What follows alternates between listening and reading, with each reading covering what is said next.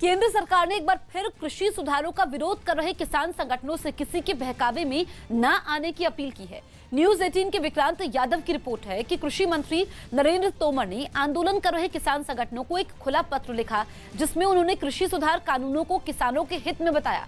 साथ ही पत्र में यह भी लिखा कि इस बार एमएसपी पर फसलों की सरकारी खरीद के पिछले सारे रिकॉर्ड टूट गए हैं और कुछ लोग किसानों के बीच एमएसपी बंद किए जाने का भ्रम फैला रहे हैं, जो सही नहीं है। कृषि मंत्री ने एक बार फिर भरोसा दिया कि एमएसपी बंद नहीं होगी और मंडियां भी बनी रहेंगी। साथ ही उन्होंने किसानों से किसी के बहकावे में न आकर तथ्यों के हिसाब से विचार करने का अनुरोध किया। चिट्ठी में नरेंद्र सिंह तोमर ने यह भी लिखा कि किसानों के भले के लिए ही ये कानून बने हैं और अधिकतर किसानों के संगठनों ने इनका स्वागत किया है, जबकि कुछ लोग भ्रम फैलाकर किसानों के आंदोलन का लाभ उठा रहे हैं। यही नहीं, चिट्ठी में बिना नाम लिए उन्होंने लेफ्ट पर भी निशाना साधा और लिखा कि जिन लोगों ने 1962 के युद्ध में देश की विचारधारा का विरोध किया था, वही लोग किसानों को पर्दे के पीछे से गुमराह कर रहे हैं। कृषि मंत्री की इस चिट्ठी के बाद पीएम मोदी ने भी एक ट्वीट किया और इस चिट्ठी को ज्यादा से ज्यादा लोगों तक पहुंचाने की अपील की। पीएम मोदी ने ट्वीट करते हुए लिखा, कृषि मंत्री नरेंद्र सिंह तोमर जी ने किसान भाई बहनों को पत्र लिखकर अपनी भावनाएं प्रकट की हैं। एक विनम्र संवाद करने का प्रयास किया है। सभी अन्नदाताओं से मेरा आग्रह है कि वो इसे जरूर पढ़ें। देशवासियों से भी आग्रह है कि वो इसे ज्यादा से ज्यादा लोगों तक पहुंचाएं।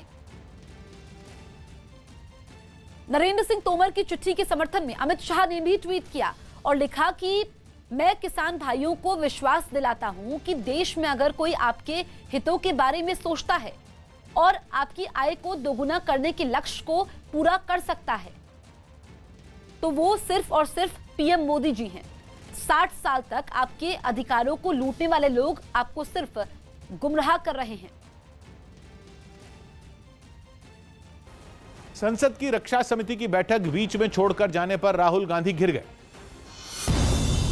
केंद्रीय मंत्री प्रकाश जावड़ेकर ने कांग्रेस नेता राहुल गांधी को संवैधानिक संस्थाओं का आदर करने की नसीहत दी, क्योंकि राहुल गांधी एक दिन पहले हुई संसद की रक्षा समिति की बैठक से बीच में उठकर चले गए थे। जावड़ेकर ने इस मामले में राहुल की आलोचना की। एक दिन पहले रक्षा समिति की बैठक में राहुल लद्दाख में एलएसी के हालात पर चर्चा करना चाहते थे, मगर दावा है कि इस समिति के चेयरमैन ने उन्हें ऐसा नहीं करने दिया। इसी बात से खफा होकर राहुल समेत 3 कांग्रेस सांसद बैठक छोड़कर चले गए थे। संवैधानिक संस्थाओं के प्रति उनकी यह आस्था है।